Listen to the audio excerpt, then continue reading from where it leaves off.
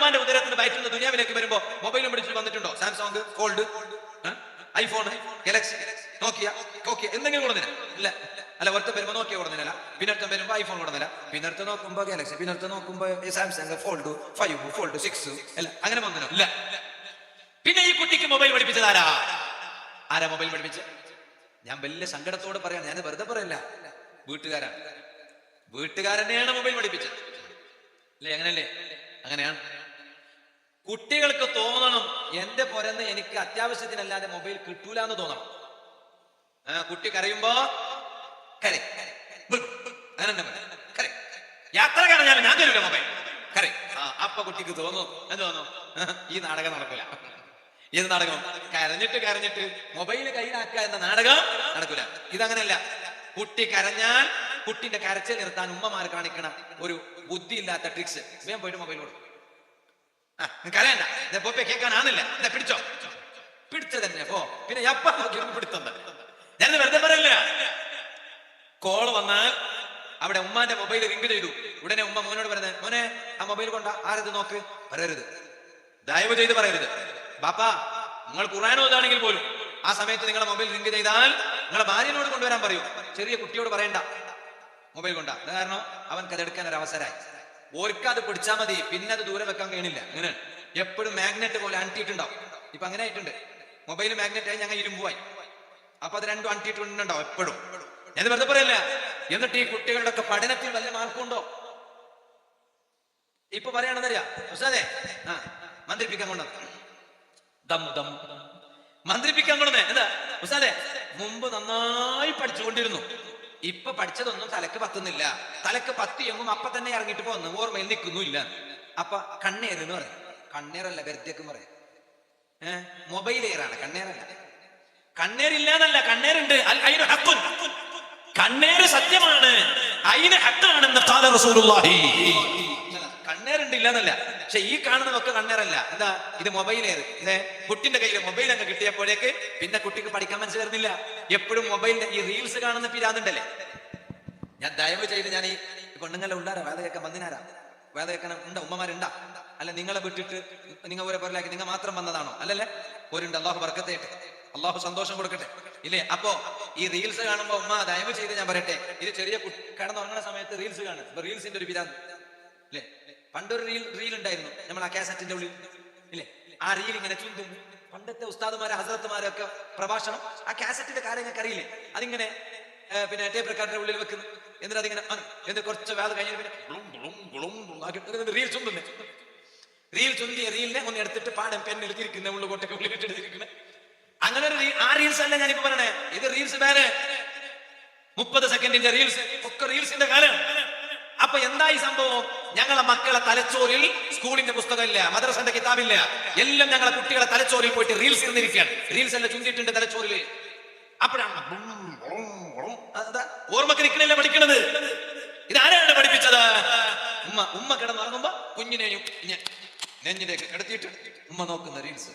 അപ്പൊ ഉമ്മനെക്കാളും നല്ല കോൺസെൻട്രേഷനിൽ കുഞ്ഞു നോക്കുകയാണ്. എന്നിട്ട് പിന്നെ ഉമ്മ അങ്ങോട്ടും ഇങ്ങോട്ടാക്കാനില്ല. ഒരു റീൽസ് കഴിഞ്ഞാൽ അടുത്ത റീൽസ് മോനിടും. അത് കഴിഞ്ഞാൽ ഉമ്മക്ക് കാര്യം നോക്കുന്ന പണി തന്നെ. അപ്പൊ കുട്ടിക്ക് മനസ്സിലായി എന്റെ ഉമ്മാന്റെ സഹകരണം വല്ലാത്ത സപ്പോർട്ടാണ്. നോക്കാ ഒരു ഉമ്മ അങ്ങനെ മേലാൽ മൊബൈൽ തൊട്ടുപോകും. അത്യാവശ്യത്തിനല്ല, നിയന്ത്രണം വേണം. ഉമ്മ ഞാനിത് വെറുതെ ടൈം പാസിന് പറയല്ല, ഇല്ലാന്ന് കണ്ടാൽ എഴുതി വെച്ചോ. നിങ്ങൾ ആ മക്കള് മരിക്കണ സമയത്ത്, സക്കറാത്തിന്റെ സമയത്ത് പോലും നിങ്ങൾക്ക് വെള്ളം വേണമെന്ന് നിങ്ങൾ വിളിച്ചാലും ആ മോനെ കിട്ടൂല. റീൽസ് കാണുന്നുണ്ടാവും. ഓർക്ക് ഉമ്മാക്ക് സക്കറാത്തിന്റെ വേളയിൽ വെള്ളം കൊടുത്തിട്ട് ദാഹം മാറ്റുന്നതിന് പകരം ഓർക്ക് അതിനെക്കാളും വലുത് മൊബൈലിൽ കാണുന്ന റീൽസ് ആയിരിക്കും. ആ ഒരു വഴിയിലേക്ക് സ്വന്തം മക്കളെ എത്തിച്ചതാരാണ്? ഒരർത്ഥത്തിൽ വീട്ടുകാരാണ്. അത് മറ്റൊരു ലഹരിയാണ്. ഇതുപോലെയുള്ള ലഹരിയുടെ പിന്നാലെ ഞങ്ങളെ കുട്ടികളെ കൊണ്ടുപോയി അത് പതിപ്പിക്കരുതേ. ഞങ്ങളെ മക്കൾ ഒരു മോനെ പോലെ ആകണോ? സുഹൃത്തുക്കളെ, പരിശുദ്ധ ഖുർആനിൽ സക്കരിയ നബി അലൈഹിസ്സലാം അല്ലാഹുവിനോട് ദുആ ചെയ്തപ്പോൾ ഭാര്യ ഒരിക്കലും പ്രസവിക്കില്ലെന്ന് നാട്ടുകാരെ മുഴുവനും വിധി എഴുതി. പക്ഷേ റബ്ബിന്റെ തീരുമാനം മറ്റൊന്നാണ്. അല്ലാഹു തആല സക്കരിയ നബി അലൈഹിസ്സലാമിന് കുഞ്ഞിനെ കൊടുത്തില്ലേ. അതാണ് സൂറത്തുൽ അംബിയ എന്ന ഖുർആനിൽ ഒരു സൂറത്തുണ്ട്. ആ സൂറത്തിൽ അല്ലാഹു തആല പറയാണ്, ഫസ്തജബ്നാ ലഹു വവഹബ്നാ ലഹു യഹ്യാ. സക്കരിയ നബി അലൈഹിസ്സലാമിന്റെ ദുആക്ക് ഞങ്ങൾ ഉത്തരം കൊടുത്തു. ആ സക്കരിയ നബി അലൈഹിസ്സലാമിന്റെ ദുആക്ക് ഉത്തരം കൊടുത്തതിന്റെ ഭാഗമായി അതാ വവഹബ്നാ ലഹു യഹ്യാ, യഹ്യാ എന്ന പേരുള്ള മോനെ സക്കരിയ നബി അലൈഹിസ്സലാമിന് കൊടുത്തു. വഅസ്ലഹ്നാ ലഹു സൗജാ.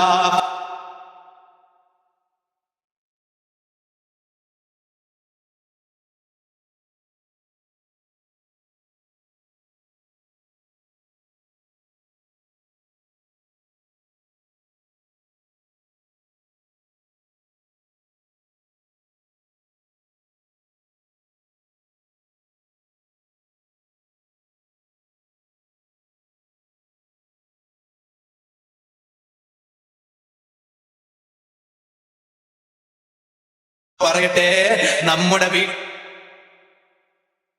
ആ മൂന്ന് സ്വഭാവം പരിശുദ്ധ റമദാനിന്റെ ഭാഗമായി നേടിയെടുക്കണേ ജനങ്ങള്. അന്ന് നിസ്കരിക്കുന്നില്ലേ, ഓനെത്ര ബെടക്കും, ഓനെത്ര ലായിലോട്ടും, ഓനെത്ര എടുത്തിട്ടോണും വേറുണ്ടാവില്ല. എന്ത് കാരണോ മനുഷ്യനെ പറ്റിക്കുന്ന ശൈത്താനിനെ പോലും അള്ള കെട്ടിവെച്ച്. ഇനി മോൻക്ക് ശൈത്താന്റെ ഉപദ്രവം കൂടുതൽ ഉണ്ടാവല്ലേ, ചെറുങ്ങനെ ഉണ്ടാവത്തരെ, ഒരു പസ ഉണ്ടാവത്തരെ, ശൈത്താന്റെ ഉപദ്രവം കൂടുതൽ ഉണ്ടാവൂല അല്ലേ? എന്നിട്ട് ഓൻ നന്നാകണില്ലെങ്കിൽ അതിന്റെ അർത്ഥം എന്താ? ശൈത്താന്റെ ഉപദ്രവം കൊണ്ടല്ല ഓൻ നന്നാവാത്തത്, ഓന്റെ ഉപദ്രവം കൊണ്ട് തന്നെ ഓൻ നന്നാവാത്തത് എന്നാണ്. ആണോ അല്ലേ ജനങ്ങളെ? ഞാനിത് പറയുന്നത് തലക്ക് പോകുന്നുണ്ടല്ലേ? ആ നോക്കി, ബാക്കി തിങ്ങല്ലേ, ബാക്കി മാസത്തിൽ ഓൻ നന്നായിട്ടില്ല. അപ്പൊ ഓൻ വന്നിട്ട് പറയുന്നത് എനിക്ക് നന്നാവണമെന്നല്ല ഭയങ്കര ആഗ്രഹമുണ്ട്, നന്നാകാൻ ശൈത്താൻ വിടുന്നില്ല. ശൈത്താൻ എന്റെ ബേക്കിലും മുന്നിലും ബലത്തും എടുത്തും മേലും അടിയിലും നടുലും എല്ലാം ശൈത്താനെ, അതുകൊണ്ട് നന്നാകാൻ ശൈത്താൻ വിടുന്നില്ല. അല്ല ചങ്ങാതി, അപ്പൊ റമദാനിൽ എന്താ നീ നന്നാവാത്തെ? റമദാനിലെ ശൈത്താനെല്ലാം ഒന്നാമത്തെ ജാവായെങ്കിൽ തന്നെ ശൈത്താനെല്ലാം കെട്ടിയിട്ട് ബലബല ജിന്നെല്ലാം കെട്ടിയിട്ട് ഓരോ ഉപദ്രവൊന്നും റമദാനിൽ ഉണ്ടാവില്ല. എന്നിട്ടുണ്ട് എന്തേ നീ റമദാനിൽ എന്റെ സുബിക്ക് പള്ളിക്ക് വരാത്തെ? നീ റമദാനിൽ എന്തേ നോക്കാത്തെ? ഓൻ തൊപ്പി ഇട്ടിട്ട് ചോദിച്ചോണ്ടിരിക്കുന്ന അങ്ങാളിൽ നിന്നിട്ട് തൊപ്പി വെച്ചു തലേ. അറ്റ്ലീസ്റ്റ് നിനക്ക് ആ തൊപ്പിയെങ്കിലും ഒന്ന് മാറ്റി വെച്ചുകൂടെ ചക്ക? അപ്പൊ നിന്നെ ആരും മുസ്ലിമോ എന്ന് പറയാനല്ലോ. അറ്റ്ലീസ്റ്റ് ആ തൊപ്പിയെങ്കിലും ഒന്ന് മാറ്റി വെച്ചിട്ട് ചൗച്ചോ എത്ര വേണേ എന്തേ? അപ്പൊ നിന്നെ ആരും മുസ്ലിം എന്ന് പറയാൻ. അവിടെ എത്ര ആൾ ചൗക്കുന്നുണ്ട്, അവ കൂടെ നീ ചൗക്ക്. ഇതങ്ങനല്ല. മോന് പകൽ സമയത്ത് ആടിനെ തൊപ്പിയും വെച്ചിട്ട് ഉദ്ദത്തെ താടി സത്യം ഞാൻ വെറുതെ പറയില്ല, എല്ലായിടത്തും അങ്ങനെ ആണെന്നല്ല. ഓൻ ബൊണ്ടം കുടിക്കണ. എന്റെ ബൊണ്ടം കുടിച്ച നോമ്പ് മുറിയാലേ? നല്ല പണി തന്നെയല്ലേ ബൊന്തം കുടിച്ച നോമ്പ് മുറിയല്ലെന്നെങ്കിൽ? അങ്ങനത്തെ നോമ്പ് മുസ്ലിമിന്റെ നോമ്പ്. അപ്പൊ എന്താ ചെയ്യാ? അപ്പൊ അതുവരെ നന്നാവാത്തത് പിശാച് കൂടെ ഉണ്ടെന്ന് കരുത്. നോമ്പില് നന്നാവാത്തത് എന്തേ? അപ്പൊ ശൈത്താന്റെ ഉപദ്രവല്ല, ഓന്റെ തന്നെ ഉപദ്രവം, ഓന്റെ തടിന്റെ ഉപദ്രവം. ശൈത്താനെ കെട്ടിവെച്ചിട്ട്. അതുകൊണ്ടാണ് ഇബ്നു അത്വാഇല്ലാഹി സിക്കന്ദരി റളിയല്ലാഹു അൻഹു വലിയ മഹാനാണ്. മഹാനവരുകളുടെ കിതാബ് തന്നെയുണ്ട്, താജുൽ അറൂസ്. ആ താജുൽ അറൂസിൽ ഇബ്നു അത്വാഇല്ലാഹി സിക്കന്ദരി തങ്ങൾ പറഞ്ഞു, മോനെ നീ ഒരു കാര്യം ചെയ്യാറ്, എന്താ നീ ശൈത്താനെ സൂക്ഷിച്ചില്ലെങ്കിലും നിന്റെ സ്വന്തം തടിയെ നീ സൂക്ഷിക്കും. എന്താ കാരണം? മരിക്കുന്നത് വരെ നിന്റെ കൂടെ ഉള്ളതാണ് നിന്റെ തടി. ആ നിന്റെ തടി നിന്നെ ഉപദ്രവിക്കും ചിലപ്പോ, അത് റമദാനിലും ഉപദ്രവിക്കും. അതുകൊണ്ടാണ് ശൈത്താന് റമദാനിൽ നിന്നെ തൊട്ട് ദൂരെ പോകുന്നു. അത് അള്ളാഹു തആല കെട്ടിയിടുന്നല്ലേ, പിന്നെ നിന്നെ തൊട്ട് ദൂരെ പോകാതിരിക്കുക.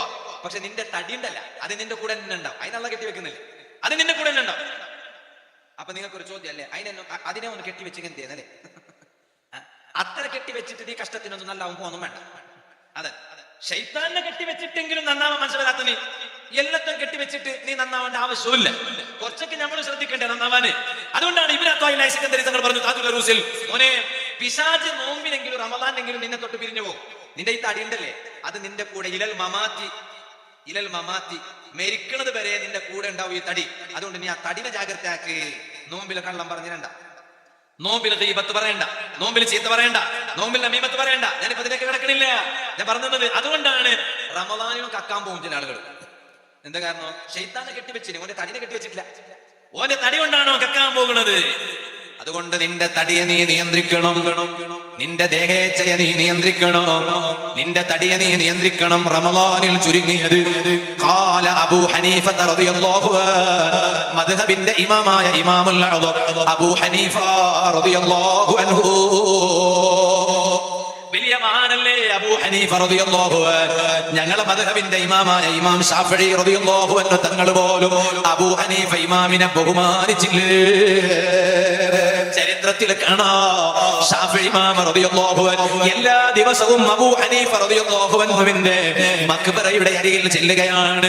ശാഫിഈ ഇമാം പറയാണ്, ഞാൻ എല്ലാ ദിവസവും അബൂ ഹനീഫ റളിയല്ലാഹു അൻഹു തങ്ങളുടെ മഖ്ബറയുടെ അരികിൽ ചെല്ലും.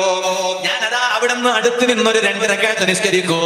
എന്നിട്ടതാ അബൂ ഹനീഫ ഇമാമിന്റെ റളിയല്ലാഹു അൻഹു മഹാനവരുകളുടെ ദർബാറിൽ വെച്ച് ഞാൻ ഇവിടെ നിന്ന് പടച്ച റബ്ബിനോട് കാര്യങ്ങൾ ചോദിക്കും. എന്തെല്ലാം ഞാൻ അവിടെ ചോദിച്ചിട്ടുണ്ടോ അതെല്ലാം എനിക്ക് കിട്ടിയിട്ടുണ്ട്. ദർഗയിൽ പോകാൻ പാടില്ലെന്ന് പറയുന്നവൻ അല്ലെ, ദർഗയിൽ പോകാൻ പാടില്ല എന്നൊക്കെ പറയണവൻ ഷാഫി ഇമാമിനെക്കാളും വലിയ വിവരം വേണം അത് പറയണമെങ്കിൽ. ഷാഫി ഇമാം പറഞ്ഞു, ഞാൻ എന്നും അബൂ ഹനീഫ ഇമാമിന്റെ ദർഗയിൽ പോകും. അബൂ ഹനീഫ ഇമാമിന്റെ ദർഗന്റെ അടുത്ത് നിന്നിട്ട് ഞാൻ ഒരു 2 റക്അത്ത് നിസ്കരിക്കും. എന്നിട്ട് ഞാൻ എന്തെല്ലാം അവിടുന്ന് റബ്ബിനോട് ചോദിച്ചിട്ടുണ്ടോ, അബൂ ഹനീഫ ഇമാം റളിയല്ലാഹു അൻഹുവിനെ വസീലയാക്കിയിട്ട് എന്തെല്ലാം ഞാൻ അല്ലാഹുവിനോട് ചോദിച്ചിട്ടുണ്ടോ, ഇല്ല തുഖ്ലാ, അതൊക്കെ എനിക്ക് കിട്ടിയിട്ടുണ്ട്. അതാണ് ഷാഫി. ആ ഷാഫി ഇമാമിന് ഇല്ലാത്ത വിവരം എവിടുന്ന് കിട്ടി? ദർഗയിൽ പോണ്ട എന്ന് പറയുന്നവന് ഞാനിപ്പോ അതിലേക്ക് കിടക്കണില്ല, അതൊന്നും ഒരു ചർച്ചാ വിഷയമല്ല, ഇപ്പൊ ഞാൻ അതിലേക്ക് കിടക്കണില്ല. ആ ഷാഫി ഇമാം റളിയല്ലാഹു അൻഹുവിന്റെ അദബും ബഹുമാനവും ആരോട്? ബഹുമാനപ്പെട്ട ഇമാമുൽ അഅ്ളം അബൂ ഹനീഫ റളിയല്ലാഹു അൻഹു. ഒരിക്കൽ എന്നും പോകുന്ന സമയത്ത് ഒരിക്കൽ പോയത് സുബഹി നിസ്കാരത്തിന്റെ സമയമാണ്. സുബഹി നിസ്കാരത്തിന്റെ സമയം ഷാഫി ഇമാമിന്റെ അഭിപ്രായം അനുസരിച്ച് റളിയല്ലാഹു അൻഹു സുബഹി നിസ്കാരത്തിൽ ഖുനൂത്തുണ്ട്. ഞങ്ങളൊക്കെ സുബഹി നിസ്കാരത്തിൽ ഖുനൂത്ത് ഓതും. അബൂ ഹനീഫ ഇമാമിന്റെ വീക്ഷണത്തിൽ സുബഹി നിസ്കാരത്തിന് ഖുനൂത്തില്ല. അന്ന് സുബഹി നിസ്കാരത്തിന്റെ സമയം അബൂ ഹനീഫ ഇമാം റളിയല്ലാഹു അൻഹുവിന്റെ ദർഗയിൽ എത്തിയപ്പോ അന്നത്തെ സുബഹി നിസ്കാരത്തിൽ ഷാഫി ഇമാം ഖുനൂത്ത് ഒഴിവാക്കി. നമ്മളൊന്ന് ആലോചിച്ച് നോക്ക്, ബഹുമാനം. സ്വന്തം അഭിപ്രായം മാറ്റിവെച്ചു. അബൂ ഹനീഫ ഇമാമിന്റെ മസാരിന്റെ അരികിൽ റളിയല്ലാഹു അൻഹു സുബഹി നിസ്കാരത്തിന്റെ സമയം എത്തിയപ്പോൾ ഒഴിവാക്കി ഖുനൂത്ത്. എല്ലാരും ചോദിച്ചു, എന്ത് ഇന്നൊരു ഖുനൂത്തില്ലാത്ത? അങ്ങനെ ചില മനുഷ്യന്മാരുണ്ടാവും പരീക്ഷിക്കുന്നത്, നോട്ടാക്കിയിട്ടുണ്ടോ, എന്തെങ്കിലും കിട്ടോ കിട്ടോ കിട്ടോ കിട്ടോ കിട്ടോ. അപ്പൊ ഇന്നെന്റെ ഖുനൂത്ത് അതാത്യം ചോദിച്ചപ്പോ പറഞ്ഞു, തഅദ്ദുബൻ മഅ അബീ ഹനീഫ റളിയല്ലാഹു അൻഹു. അബൂ ഹനീഫ ഇമാമിനോടുള്ള ബഹുമാനാണ് റളിയല്ലാഹു അൻഹു, അദബാണ്, റെസ്പെക്ട് ആണ്. ആലോചിച്ച് നോക്ക്, സുന്നത്ത് ജമാഅത്തുകാർക്ക് മാത്രമേ ഈ ബഹുമാനം ഉണ്ടാവുള്ളൂ. ബാപ്പാനെ കണ്ടാലുള്ള ബഹുമാനം വേറെ ആർക്കുണ്ടാവുക? ഓൻ പറയുന്നത് എന്ത്? ബാപ്പ നരകത്തിലല്ലേ, ബാപ്പ നരകത്തേക്ക് പോകുന്നു, ബാപ്പ മസാർക്ക് പോകുന്നു, അതുകൊണ്ട് ബാപ്പ നരകത്തിൽ ഞങ്ങൾക്ക് എന്തോ ആക്കാൻ കഴിയുന്നില്ല. സ്വന്തം ബാപ്പാനെ നരകത്തേക്ക് ആക്കിയിട്ട് മോൻ സ്വർഗത്തേക്ക് പോകുന്ന ഒരു കോലം. അല്ലെങ്കിൽ ഒന്ന് ആലോചിച്ച്, സ്വന്തം ബാപ്പാനെ നരകത്തേക്ക് അയച്ചിട്ട് സ്വന്തം മോന് സ്വർഗത്തേക്ക് പോകുന്ന ഒരു കോലം അല്ലേ? ഞങ്ങൾ അങ്ങനെയല്ല. ഞങ്ങൾ കേൾക്കുന്നുണ്ട്, റബ്ബേ ഞങ്ങളെ കൈപിടിച്ചിട്ട് ഞങ്ങൾ ഉമ്മ ബാപ്പാനെ ഒന്നിച്ച് ഞങ്ങൾക്ക് സ്വർഗത്തിൽ പോകാൻ ഭാഗ്യം തരണേ അള്ളാഹ്. ഓൻ പറയുന്നറിയോ? ഓൻ പറയുന്നത് എങ്ങനെ? ഉപ്പക്ക് എത്ര ചൊല്ലിങ്ങൾ തലക്ക് പോകുന്നില്ല, ഉപ്പന്റെ തലച്ചോറല്ല ചീഞ്ഞിട്ട് പോയി. സുബ്ഹാനല്ലാഹ്. അതുകൊണ്ട് ഞാൻ എന്തും മിണ്ടുന്നില്ല. ബാപ്പ പോട്ട് നരകത്തേക്ക്, ഞാൻ സ്വർഗത്തിൽ വിളിക്കുമോ? ഓൻ വലിയ സ്വർഗത്തേക്ക് വിളിക്കുന്നു. ഓൻ സ്വർഗ മുനിസിപ്പാലിറ്റിന്റെ മെമ്പർ, എന്നിട്ട് ഓൻ സ്വർഗത്തേക്ക് വിളിക്കുന്നു. ഞാനിപ്പോ അതിനെ കിടക്കണില്ല, ഞാൻ പറഞ്ഞത് അദബില്ലായ്മ എന്നത് സുന്നത്ത് ജമാഅത്തുകാർക്കുള്ളതല്ല. സുന്നത്ത് ജമാഅത്തുകാർക്ക് എപ്പോഴും അദബ്, മഹാന്മാരോട് അദബ്, ബാപ്പാനോട് അദബ്, വലിയവരോട് അദബ്. അങ്ങനെയാണ്. ഞാനിപ്പോ ഇതിലേക്ക് കിടക്കണില്ല, ഞാൻ എന്റെ സംസാരം നിർത്താണ്. ഈ റമളാനിൽ ചെറുപ്പക്കാരെ ഇവിടുന്ന് ഒരു പ്രോമിസ് ചെയ്യണം. റമളാൻ വരികയല്ലേ, റമളാനിനെ എത്തിച്ചു തരാൻ റബ്ബിനോട് കുറെ ദുആ ചെയ്തതല്ലേ, ഇവിടുന്ന് അങ്ങൊരു തീരുമാനമെടുക്കണം. സയ്യിദുനാ ഇമാമുൽ അഅ്ളം അബൂ ഹനീഫ റളിയല്ലാഹു അൻഹു പറഞ്ഞില്ലേ, മോനെ വർഷത്തിൽ ചുരുങ്ങിയത് 2 ഖത്മെങ്കിലും ഖുർആൻ ഓതണം. അങ്ങനെ ഓതിയാൽ മാത്രമേ ഫഖദ് അദ്ദാ ഹഖ്ഖഹു. ഖുർആനിനോട് മുസ്ലിമിനൊരു കടപ്പാടില്ലേ, ഖുർആനിനോട് മുസ്ലിമിനൊരു ആത്മബന്ധമില്ലേ? ആ ഖുർആനിനോടുള്ള കടപ്പാട് ഓ മുസ്ലിമീങ്ങളെ നിങ്ങൾ വീട്ടിയവരാകണോ? ഇമാമുൽ അഅ്ളം അബൂ ഹനീഫ റളിയല്ലാഹു അൻഹു പറയാണ്, വർഷത്തിൽ ഒരു 2 തവണയെങ്കിലും ഖുർആൻ ഖത്മ് ഓതിക്കോ. ചോദിക്കട്ടെ, എന്റെ സദസ്സിലിരുന്ന് വാദ കേൾക്കുന്നവരോട്, ഉപ്പമാരില്ലേ, യുവാക്കളില്ലേ, കടപ്പുറത്തിരിക്കുന്ന ഉമ്മമാരില്ലേ, ഉപ്പള അങ്ങാടിയിലെ പർച്ചേസിങ്ങിന് പോയി, ഷോപ്പിങ്ങിന് പോയി, അതേ കിട്ടുന്ന സമയങ്ങൾ മുഴുവനും അലഞ്ഞു തിരിഞ്ഞ് വലസുന്ന ഉമ്മമാരില്ലേ. ഈ സദസ്സിൽ അത്തരത്തിലുള്ള ഉമ്മമാരില്ലാത്തത് കൊണ്ട് ഞാനിപ്പോ കൂടുതൽ പറയുന്നില്ല. ഈ സദസ്സിൽ അത്തരത്തിലുള്ള സഹോദരിമാരില്ലാത്തത് കൊണ്ട് ഞാനിപ്പോ കൂടുതൽ പറയുന്നില്ല. പറയട്ടെ, കഴിഞ്ഞ റമദാന് മുതൽ ഈ റമദാനിന്റെ ഇടയ്ക്ക് ചുരുങ്ങിയത് 2 ഖത്മ് ഓതിയ പുരുഷന്മാർ ഞങ്ങൾക്കിടയിലുണ്ടോ? സ്ത്രീകൾക്കിടയിലുണ്ടോ? ഓൺലൈനിലൂടെ എന്റെ വേല കേൾക്കുന്ന എന്റെ മാന്യമഹാജനങ്ങളുണ്ടോ? സ്നേഹജനങ്ങളുണ്ടോ? ഇല്ല എന്നാണോ മറുപടി? ഇല്ല എന്നാണോ മറുപടി?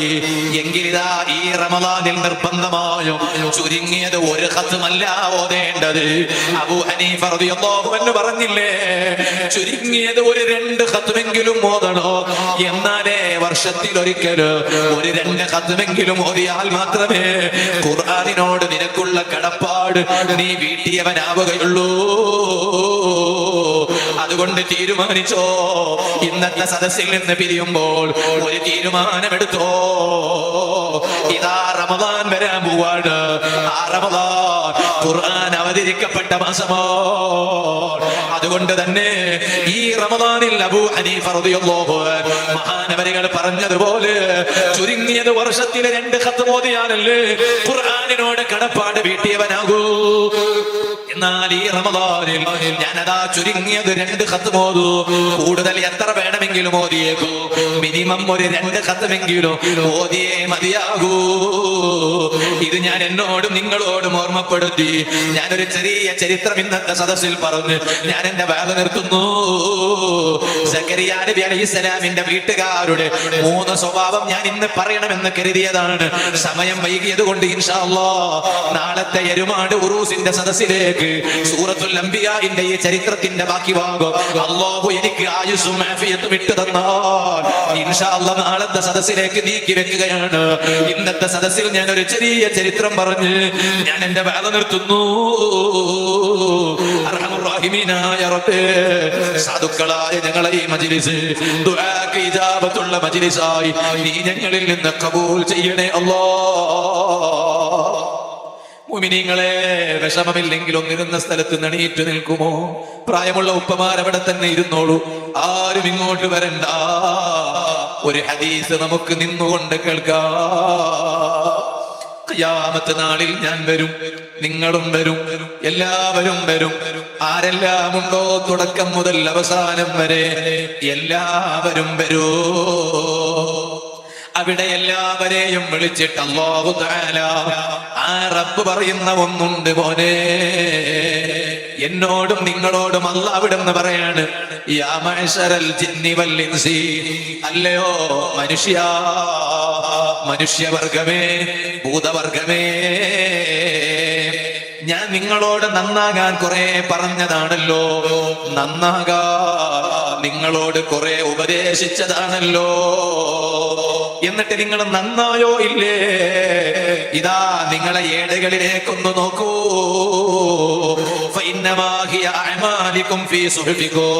നേരെ മുന്നിലെ ഏട് കാണാ, ആ ഏടുകളിലേക്കൊന്ന് നോക്കൂ.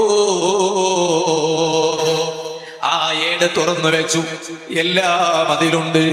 ഓ ചെറുപ്പക്കാരാ, നിസ്കരിച്ചത് അതിലുണ്ട്, ചൊല്ലിയ ദറൂദ് ശരീഫ് അതിലുണ്ട്, ചൊല്ലിയ ദിക്റുകൾ അതിലുണ്ട്, പാവങ്ങളെ സഹായിച്ചത് അതിലുണ്ട്, ദീനിന് വേണ്ടി ഖിദ്മത്ത് ചെയ്തത്, സുന്നി ദഅവത്തെ ഇസ്ലാമിക്ക് വേണ്ടി പ്രവർത്തിച്ചത്, സുന്നത്ത് ജമാഅത്തിന് വേണ്ടി ഓടി നടന്നത്, അള്ളാന്റെ പള്ളിക്ക് വേണ്ടി സഹായിച്ചത്, പടച്ച റബ്ബിന്റെ പള്ളിക്ക് കൊടുത്തത്, പാവപ്പെട്ട പെൺകുട്ടിയെ കെട്ടിച്ചേക്കാൻ കൊടുത്തത്, രോഗികളെ കാണാൻ പോയത്, കുടുംബക്കാരെ സമീപിച്ചത്, എല്ലാ നല്ലതും അതിലുണ്ട്. ചെയ്തത് നല്ലതാണോ? ഓ ചെറുപ്പക്കാരാ, 5 നേരത്തെ നിസ്കാരത്തിന് ജമാഅത്തിന് പള്ളിയിൽ വന്നത്, എല്ലാം അതിലുണ്ട്. മറ്റൊരു ഭാഗം നുണ പറഞ്ഞതുണ്ട്, കള്ളം പറഞ്ഞതുണ്ട്, കുടുംബ ബന്ധം മുറിച്ചതുണ്ട്, അയൽ വീട്ടുകാരനോട് സംസാരിക്കാത്തതുണ്ട്, നാട്ടുകാരോട് പിണങ്ങിയതുണ്ട്, അതുപോലെ കള്ളം പറഞ്ഞതുണ്ട്, വ്യഭിചരിച്ചതുണ്ട്, ലഹരി കഴിച്ചതുണ്ട്, മദ്യപിച്ചതുണ്ട്, കള്ളു കുടിച്ചതുണ്ട്, അന്യ പെണ്ണിനോട് ചാറ്റിംഗ് നടത്തിയതുണ്ട്, അന്യാണിനോട് പെണ്ണിനോട് ചാറ്റിംഗ് നടത്തിയതുണ്ട്, ചെയ്ത തോന്നിവാസങ്ങൾ മുഴുവനും ആ മലർത്തി വെച്ച ഏടുകളിലുണ്ട്.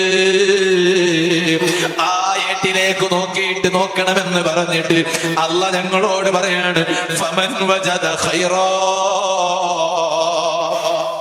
ചെയ്യുന്നതൊന്നും റബ്ബ് കാണുന്നില്ലെന്ന് കരുതണ്ട, അല്ലാഹ് നോക്കുന്നില്ലെന്ന് കരുതണ്ട.